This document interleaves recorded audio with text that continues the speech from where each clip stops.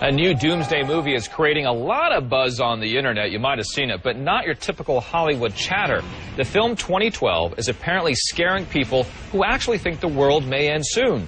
NASA is now getting into the act by posting a most unusual response to this frightful flick. CNN's Jeannie Most reports. So who do you call when you think the world is ending in 3 years? Evidently, you call NASA. Joining us to discuss end-of-the-world myths, James Garvin. He's the chief scientist at NASA's Goddard Space Flight Center. James, thanks for joining us today. And I want to start with, you've got two perspectives. One is, you got to believe these people, it's possible. And there's the other side that says, I can't believe people are actually believing this. So, are there any real threats in 2012, like maybe a large meteorite that you know of? Not at all. In fact, we believe that 2012 will be like 2013, like 2009.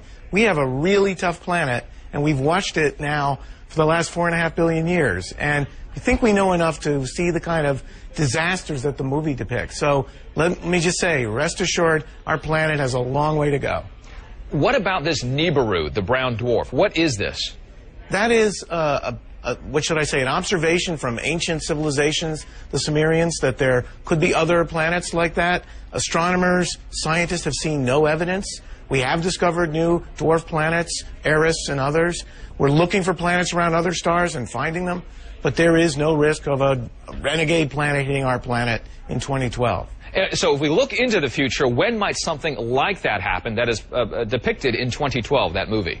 Well, we don't know, but the last big whack the Earth felt was around 65 million years ago, and that was only an object the size of a small city. So we know there's a lot of stuff in space, and we're cataloging it. It's part of our job at NASA is to understand. So we don't see anything big coming in. All right, well, that's good. I mean, I like that. That's good news. The Mayan calendar is also factored into this discussion. Fill us in on that. Well, the Mayans were really good observers and good calendar makers, one of the best. And they had ends of blocks of time like we have December 31st. And in late 2012, they had an end of one of their periods. So there's no worry about what the Mayans might have predicted because their calendar was not a predictor. This is somewhat, I follow your website fairly carefully because of the shuttles.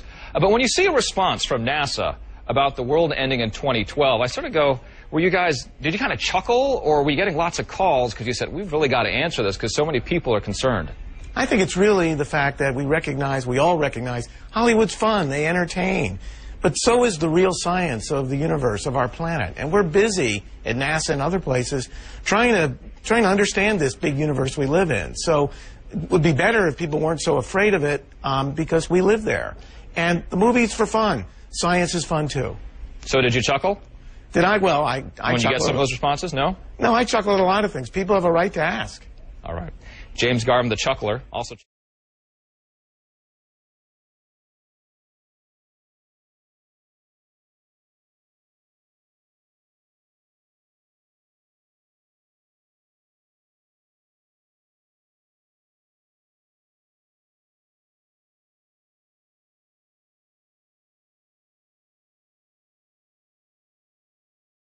Got another Doomsday movie, folks. Some pretty scary stuff out there. That was a scene from the new movie, 2012. It's based on what happens when the Mayan calendar supposedly ends and all heck breaks loose here on Earth. Scientists say the idea of the world coming to an end in 2012, complete nonsense, but that hasn't stopped a lot of those doomsday chatterers out there online and whatnot. So joining me now is Jim Garvin. He's a chief scientist at the NASA, the Goddard Space Flight Center. Sir, thank you for being here. Now NASA, I thought you all were busy trying to build a new rocket to send people into space and trying to discover life on the moon and Mars, but you're putting together a PR campaign against this movie, essentially. Not against the entertainment portion, but against some of the themes. Why is it important enough for NASA that you got to come out and talk about this?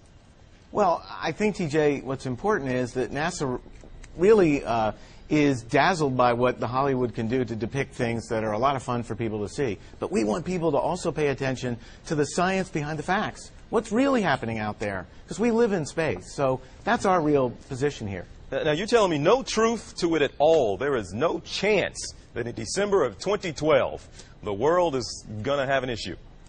Absolutely not. We understand what's happening. We're learning every day, of course. We have satellites studying the Earth, watching the universe, looking for planets. There is no indication, not one iota, that any of the things depicted in the film are going to happen in late 2012. Now, we'll be busy then watching the things, but nothing that you need to worry about. Now, would you even tell us if there was something to worry about?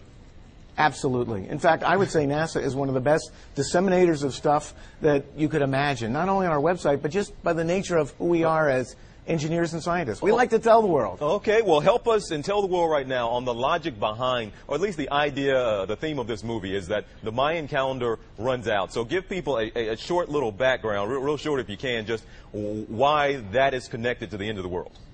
Well, the Mayans were great astronomers a long time ago, and their calendars had end times, just like December 31st.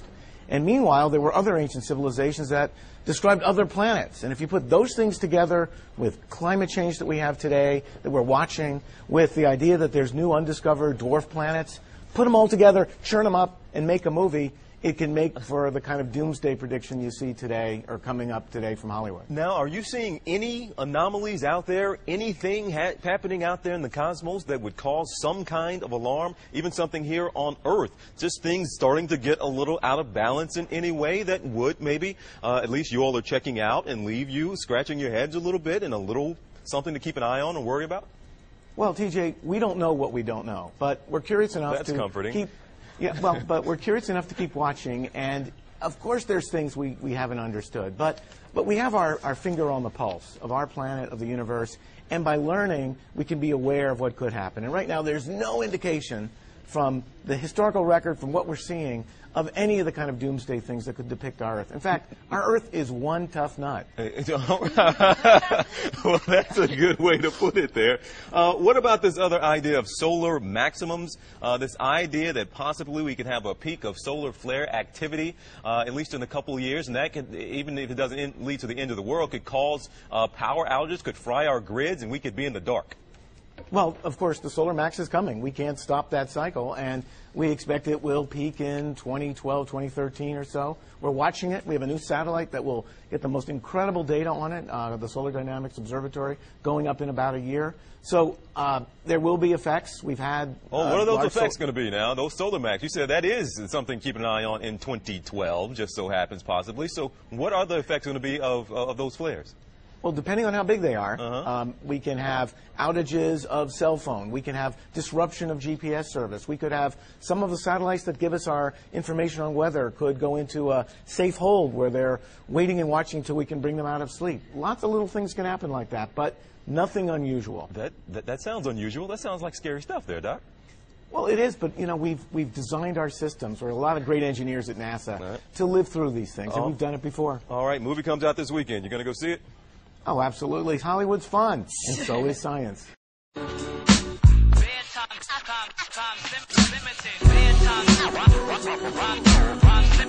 Limited.